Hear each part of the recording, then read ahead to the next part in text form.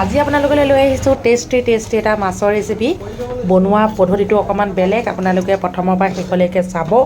যদিহে চাই ভাল পায় লাইক কমেণ্ট কৰিবলৈ নাপাহৰিব। তেল গৰম হৈ গ'ল, দি দিলোঁ নহৰু লগতে পিঁয়াজ।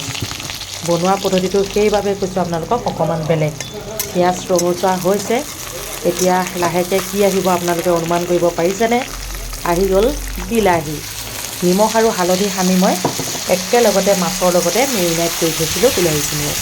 মানে মাছ লোকেল মাছ হয়, মাছখিনি দেখুৱাই আছোঁ আপোনালোকক। বহুত বেছি নহয় বাৰু। বিলাহীৰ লগত আজি বনোৱা পদ্ধতিটো অকণমান বেলেগ। বিলাহীখিনি অকণমান ভাজি লৈছোঁ, নহৰু আৰু পিঁয়াজ দি ভাজিছোঁ। এনেকৈ খাই চাবচোন, বহুত ভাল লাগে। টেষ্টিও হয় লগতে হেল্ডিও হয়। এয়া গলি গ'ল।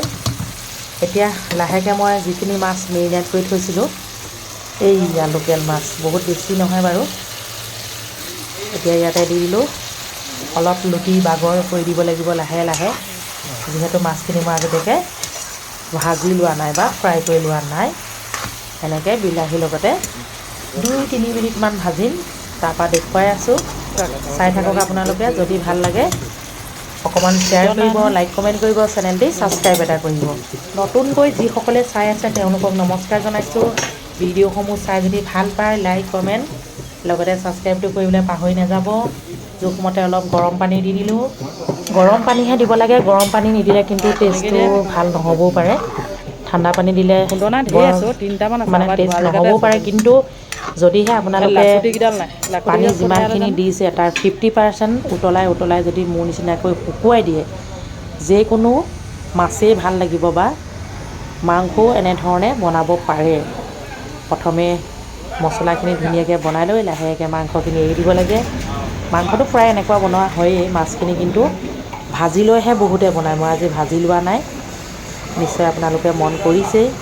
শেষত দিলোঁ অলপ জলকীয়া কাটি দি দিলোঁ। কেমেৰাত বন্দী কৰা নহ'ল। একেবাৰে লাষ্টত দি দিলোঁ আদাৰ ৰস অলপ দি দিলোঁ, সেইটো বন্দী কৰা নহ'ল বাৰু, কৈহে দিছোঁ আৰু। আঞ্জাখন ধুনীয়াকৈ হৈ গ'ল।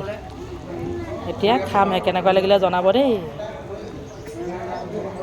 নমস্কাৰ, শুভ দুপৰীয়া।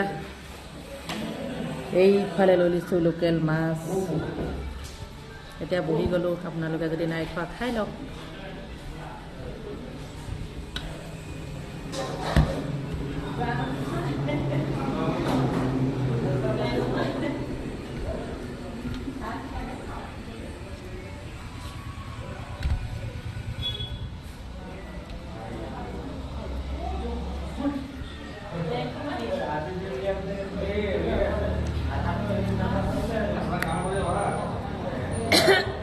ৰাম জ্বলা।